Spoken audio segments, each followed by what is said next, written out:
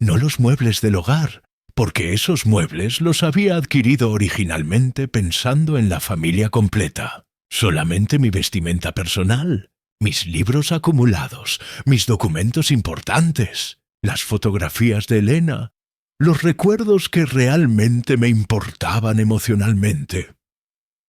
El jueves por la noche, Marcos y Daniela organizaron otra de sus reuniones sociales habituales. Esta ocasión, vinieron parejas jóvenes profesionales del vecindario, personas que deseaban conocer a los nuevos residentes prósperos, aparentemente exitosos. Nuevamente me utilizaron como ejemplo público de su supuesta generosidad familiar excepcional. Nuevamente me presentaron como el proyecto de caridad dependiente que habían asumido magnánimamente por bondad moral. Esta es la última noche que me humillan públicamente. Pensé, mientras los escuchaba hablar sobre mí como si fuera un objeto inanimado. Mañana van a descubrir finalmente quién mantenía realmente a quién en esta casa. Mañana van a comprender dolorosamente lo que significa quedarse abruptamente sin absolutamente todo lo que creían que les pertenecía por derecho natural. El viernes por la mañana me levanté a las 6, antes que absolutamente nadie en la casa. Desayuné tranquilamente. Leí el periódico por última vez en esa propiedad. Verifiqué meticulosamente que absolutamente todo estuviera preparado para mi partida definitiva.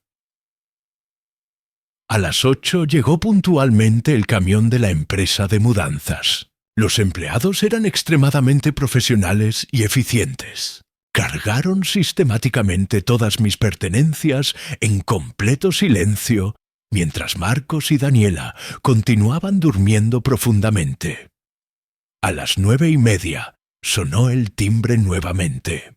Era el escribano público que venía a recoger oficialmente las llaves de la propiedad que ya tenía nuevo propietario legal. Don Fernando me confirmó profesionalmente. Absolutamente todo está en orden legal perfecto. La escritura se firmó oficialmente ayer. El dinero completo ya está depositado en su cuenta nueva. Los compradores se mudan oficialmente este mediodía. Perfecto. Le respondí entregándole las llaves. Aquí están las llaves principales de la propiedad. A las 10 llegó mi taxi contratado. El conductor me asistió a subir la última valija y me preguntó cortésmente si no olvidaba nada importante. No, le respondí con tranquilidad absoluta. Me llevo absolutamente todo lo que genuinamente vale la pena conservar.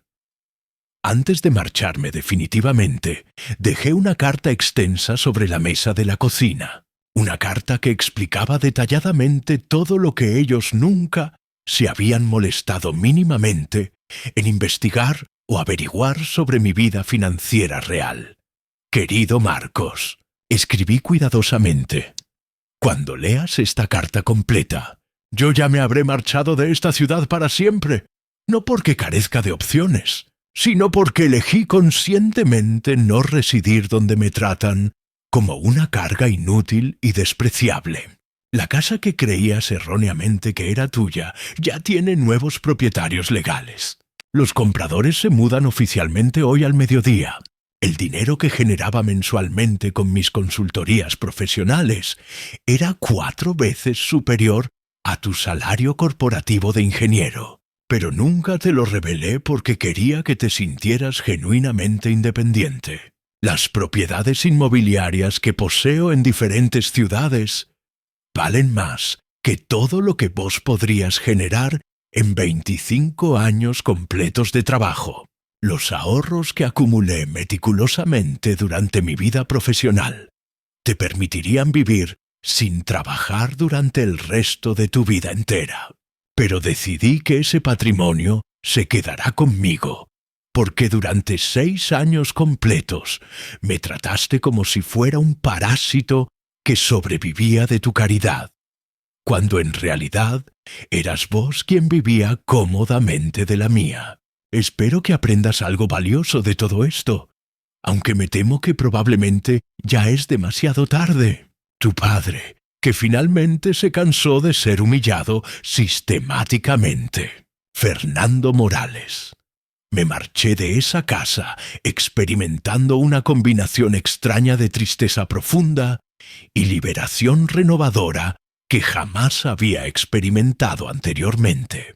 Tristeza por la familia que había perdido definitivamente, pero liberación por haber recuperado finalmente mi dignidad personal fundamental. En el taxi, camino al aeropuerto, reflexioné sobre todos los años que había trabajado incansablemente para proporcionarle lo mejor a Marcos, todas las noches que había pasado despierto, realizando cálculos contables para financiarle los estudios universitarios caros. Y me pregunté honestamente si había valido realmente la pena tanto sacrificio personal para criar a alguien que resultó capaz de humillarme públicamente delante de extraños.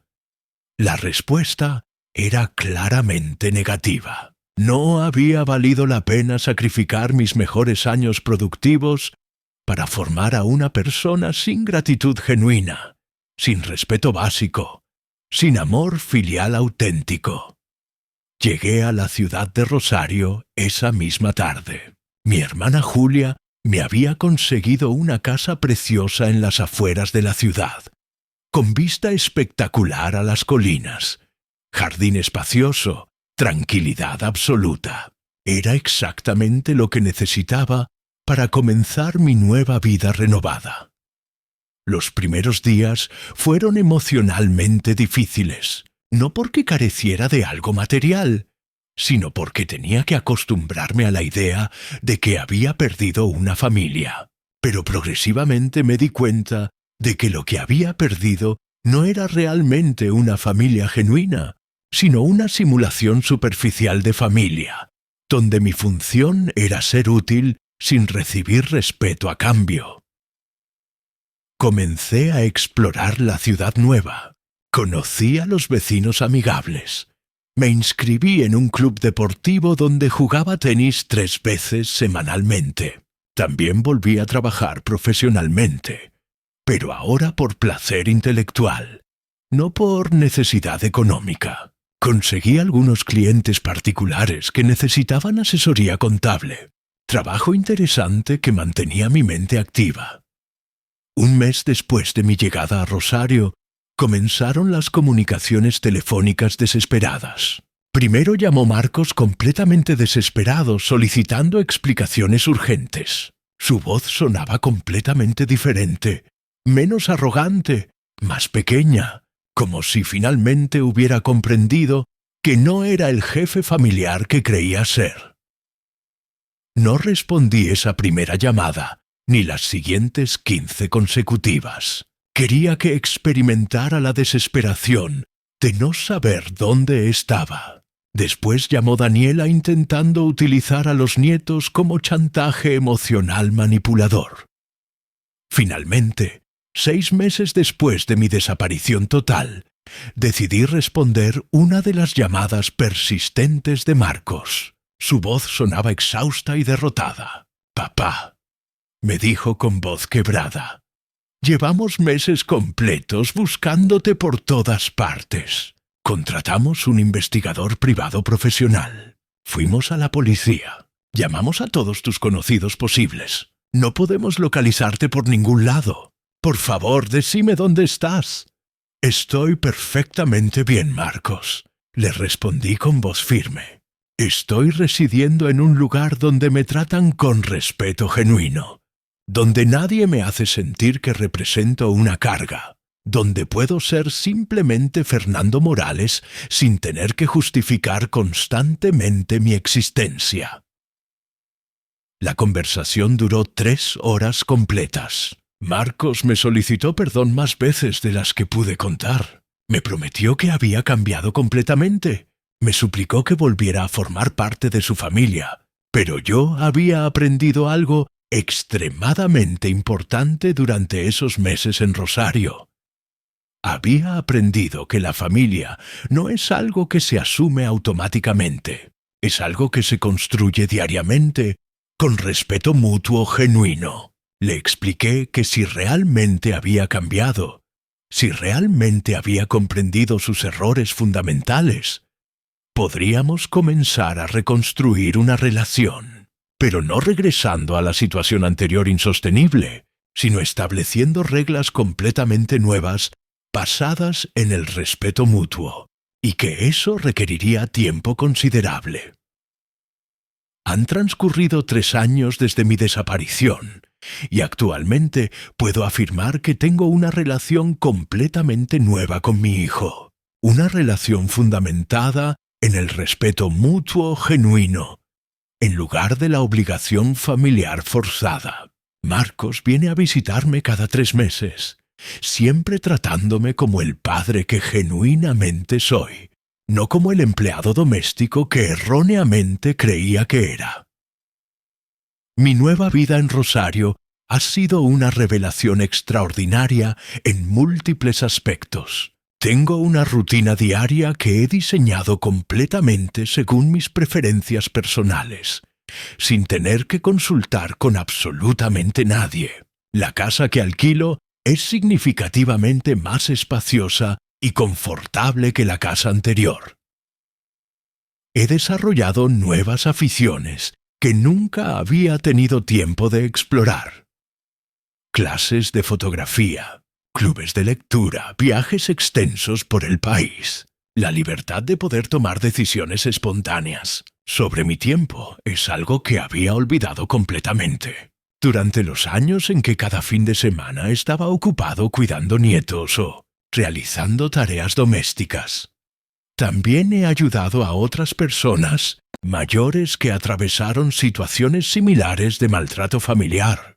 He establecido un pequeño fondo de becas para jóvenes de familias humildes que desean estudiar contabilidad. Mi historia personal se ha convertido en algo más significativo de lo que imaginé cuando tomé la decisión de desaparecer. La lección más importante que aprendí de toda esta experiencia es que el respeto no se compra con dinero ni se obtiene automáticamente por lazos sanguíneos. El respeto se construye diariamente con acciones consistentes, con reconocimiento genuino, con gratitud auténtica. Y cuando ese respeto desaparece completamente, a veces la decisión más saludable es alejarse definitivamente, reconstruir tu vida independientemente y demostrar que tu valor nunca dependió de la validación de quienes te subestimaron. Pero progresivamente me di cuenta de que para Marcos y Daniela yo no representaba el padre y suegro respetado, sino una especie de cuidador doméstico que residía allí por generosidad condescendiente de ellos. Cuando nacieron sus 2 hijos, la situación se complicó exponencialmente. Los nietos eran hermosos, Sebastián y Victoria, y yo los adoraba profundamente.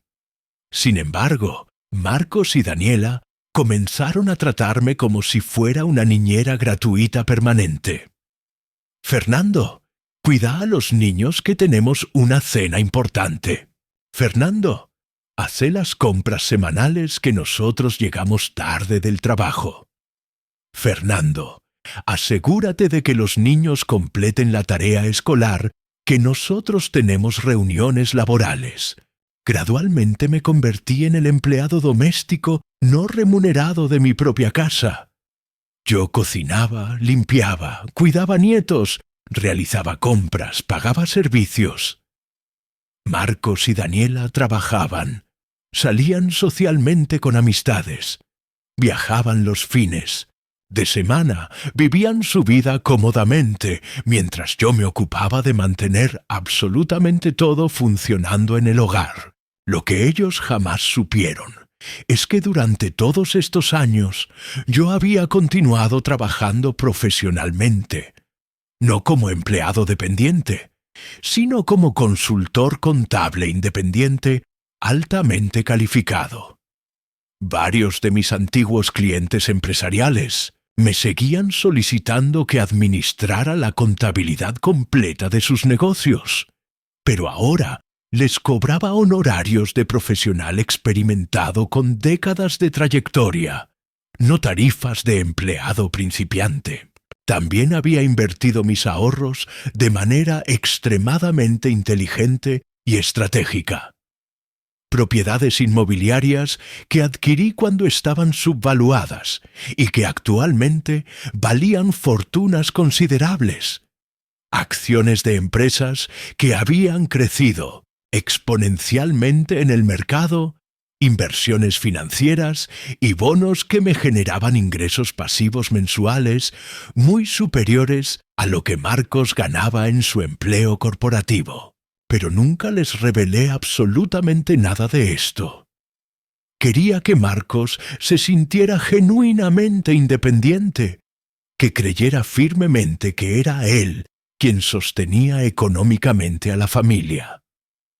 Pensé ingenuamente que con el tiempo iba a madurar emocionalmente y se daría cuenta naturalmente de que yo merecía respeto básico por todo lo que había sacrificado por él durante su vida entera.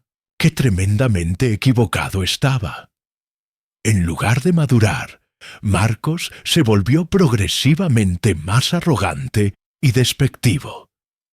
Comenzó a dirigirse a mí como si fuera su empleado subordinado en lugar de su padre. «Fernando, no uses tanto el aire acondicionado que aumenta la factura eléctrica. Fernando, no compres productos caros en el supermercado que nosotros tenemos que financiar todo. Fernando, los niños necesitan que los transportes al colegio, porque nosotros no tenemos tiempo. Disponible». Daniela era incluso peor en su trato. Me hablaba como si fuera el abuelo anciano que sobrevivía de caridad familiar obligada. «Fernando, no les des tantos dulces a los niños que después rechazan la comida. Fernando, no mires la televisión con volumen alto que molestas cuando trabajamos desde casa. Fernando, recordad que esta casa la mantenemos nosotros económicamente, así que tenés que colaborar más intensamente con las tareas domésticas». La situación que finalmente colmó mi paciencia fue aquella noche de viernes cuando Marcos invitó a colegas de su oficina corporativa a cenar. Yo había preparado una cena completa elaborada. Había limpiado meticulosamente toda la casa. Había cuidado a los nietos para que ellos pudieran recibir a sus invitados tranquilamente. Pero en lugar de agradecerme mínimamente, Marcos decidió utilizarme como ejemplo público de su supuesta generosidad familiar excepcional.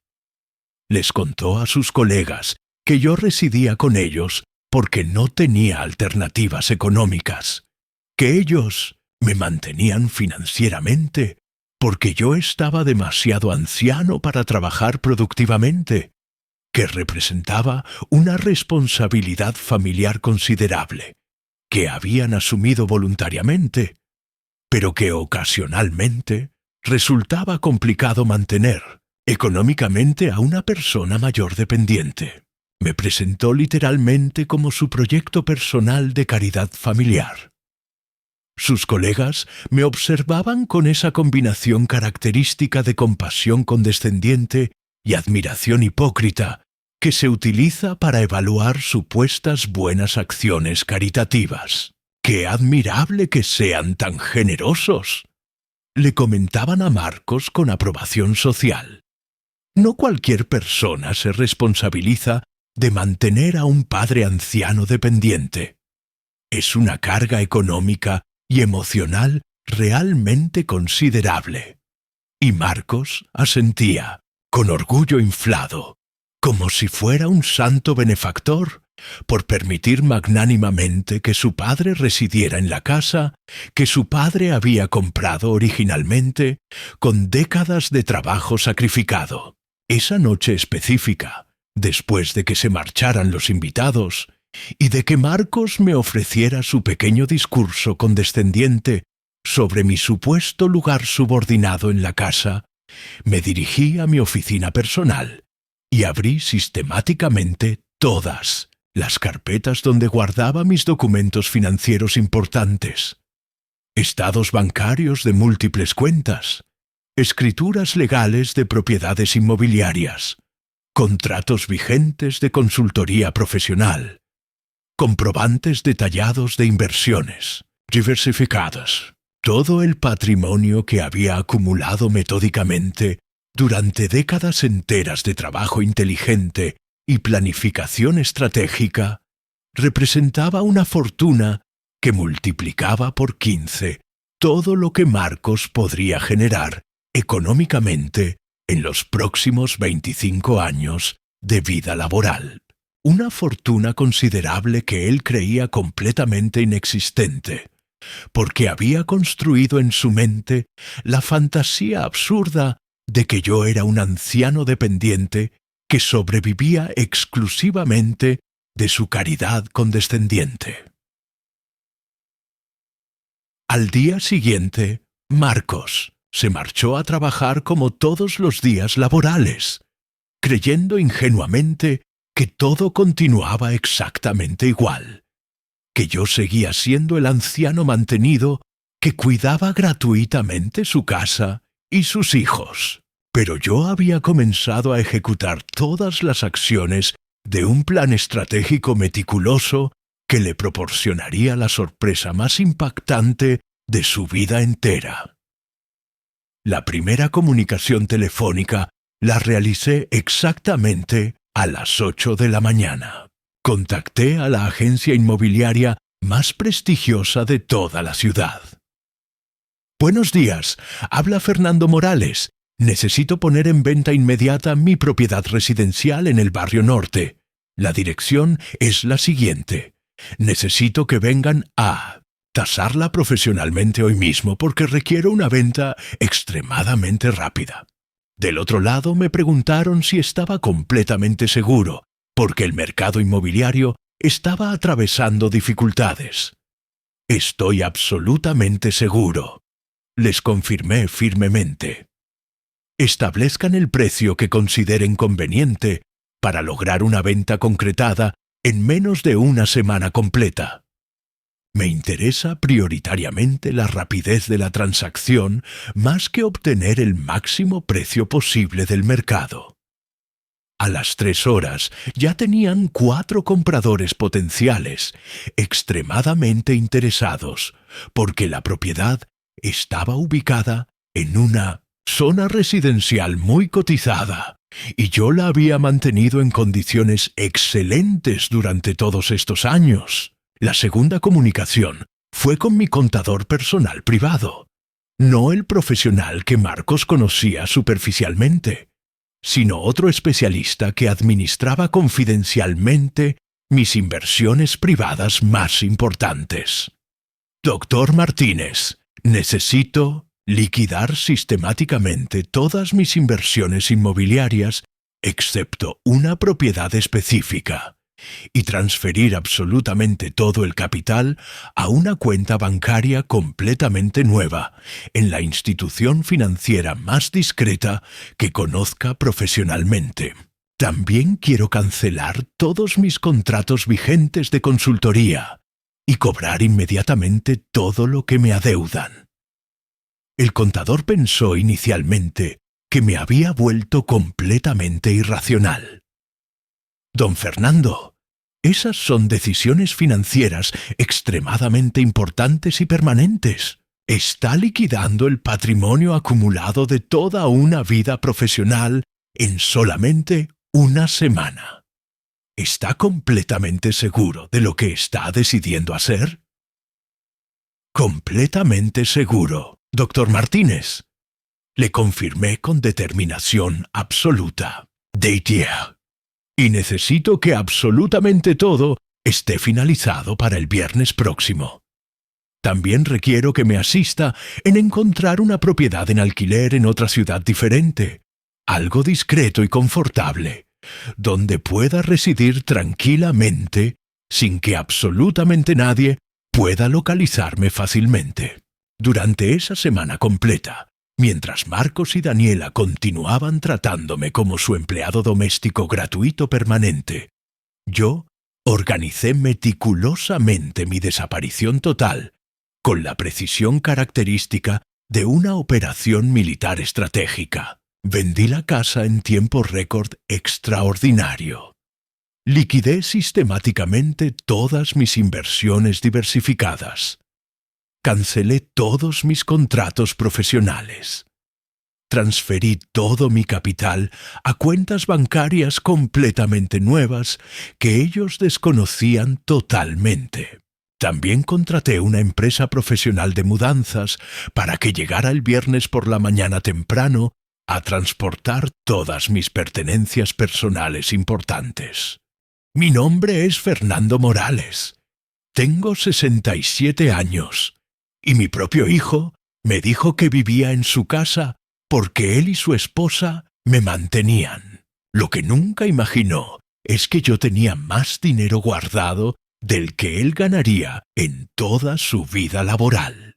Cuando me humilló frente a sus invitados, tomé la decisión de cerrar todas mis cuentas bancarias y desaparecer para siempre de su vida. Imagínate la situación. Después de 42 años trabajando como contador certificado, después de haberle financiado toda la carrera universitaria a mi hijo Marcos y haberle proporcionado todo lo que necesitó durante su infancia y juventud, llega una noche de viernes con sus colegas del trabajo y me dice delante de todos que yo vivo en esa casa, porque ellos tienen la bondad de mantenerme, como si fuera un indigente recibiendo limosna. Papá, tenés que entender la realidad, me dice con ese tono condescendiente que usaba cuando quería hacerme sentir insignificante. Vos ya no trabajás, no contribuís económicamente a este hogar. Vivís acá porque nosotros somos generosos contigo. Llegó el momento de que comprendas cuál es tu posición verdadera en esta casa. No contribuía económicamente. Esas palabras me atravesaron el pecho más profundamente que cuando me operaron del corazón hace 4 años. Más que cuando perdí a mi esposa Elena hace 6 años. Pero lo que Marcos jamás se imaginó es que yo nunca le había revelado los millones de pesos que tenía invertidos en diferentes instituciones financieras del país. Nunca le mencioné las propiedades inmobiliarias que había adquirido durante mis mejores años profesionales. Tampoco le expliqué sobre los contratos independientes de asesoría contable que seguía manejando desde mi oficina en casa, trabajos que él creía que eran simplemente pasatiempos de un jubilado aburrido. Mientras él me explicaba con esa arrogancia insoportable que yo representaba una carga económica para su familia, yo lo observaba pensando, «Hijo mío, no tenés la menor idea de lo que acabas de provocar». Esa misma noche, sentado en mi escritorio calculando las cifras que había manejado durante décadas como profesional contable, tomé la decisión que cambiaría absolutamente todo. No iba a permanecer ni un día más en una vivienda donde me trataban como un parásito. No iba a tolerar que me humillaran delante de extraños. Y definitivamente no iba a permitir que mi hijo continuara creyendo que yo dependía económicamente de él para sobrevivir. Al día siguiente, cuando Marcos se marchó al trabajo pensando que todo seguía igual, yo ya había comenzado a ejecutar un plan estratégico que le daría la lección más costosa de su vida entera. Un plan que me permitiría desaparecer completamente de su mundo y demostrarle exactamente quién mantenía a quién en realidad. Para que comprendas bien esta historia, necesito contarte cómo llegué hasta este punto, porque no siempre fui este anciano al que su hijo quería hacer sentir como una carga inservible. Llegué a esta ciudad hace 38 años, recién graduado como contador público certificado de la Universidad Estatal. Me había casado con Elena quien trabajaba como asistente administrativa en un bufete de abogados, y ambos teníamos aspiraciones enormes para nuestro futuro. Conseguí empleo en una empresa mediana, administrando toda su contabilidad, y desde el primer momento supe que iba a construir una carrera exitosa en esa profesión. Elena y yo alquilábamos un apartamento modesto en el área central, pero teníamos planes concretos de adquirir una propiedad propia antes de formar una familia. Trabajaba de lunes a viernes en la empresa, pero los fines de semana ofrecía servicios contables particulares a comerciantes locales del vecindario. Cada peso adicional que generábamos lo ahorrábamos metódicamente para el futuro familiar que soñábamos construir. Durante 6 años completos vivimos con la disciplina financiera de quienes tienen objetivos absolutamente claros. No frecuentábamos restaurantes, no comprábamos vestimenta costosa, no nos permitíamos lujos superfluos. Todo estaba destinado exclusivamente a comprar la vivienda propia y ahorrar para cuando llegaran los hijos. Elena me apoyaba incondicionalmente en todo. Me preparaba café cuando trabajaba hasta altas horas revisando libros contables. Me ayudaba a organizar documentación de los clientes particulares. Cuando nació Marcos, yo ya había sido promovido a jefe del departamento de contabilidad en mi empresa y había logrado adquirir una casa de 4 dormitorios en un barrio residencial tranquilo. No era una mansión lujosa, pero era completamente nuestra. Era el resultado tangible de años enteros de trabajo incansable y sacrificio constante. Elena renunció a su empleo para dedicarse completamente a criar a Marcos, y yo asumí toda la responsabilidad económica familiar sin quejarme jamás. Marcos creció observando todo el esfuerzo que realizábamos diariamente. Cuando tenía 7 años, me ayudaba a ordenar facturas de mis clientes particulares mientras yo revisaba números en la calculadora. «Papá, ¿para qué sirven todos estos documentos?», me preguntaba con curiosidad infantil. «Para que vos puedas asistir a la mejor escuela y tener absolutamente todo lo que necesites, hijo», le respondía mientras lo cargaba sobre mis hombros y le mostraba cómo funcionaban las calculadoras profesionales. Le financié la mejor educación posible. Colegio privado bilingüe internacional, clases particulares de matemáticas avanzadas, computación, idiomas extranjeros. Mientras yo seguía trabajando 14 horas diarias entre la empresa y los clientes independientes, él estudiaba en instituciones educativas que costaban fortunas considerables, pero que yo pagaba sin vacilar, porque quería proporcionarle las mejores oportunidades imaginables. Cuando se graduó de la secundaria, decidió estudiar ingeniería industrial en una universidad privada que costaba 4 veces más que la universidad pública estatal.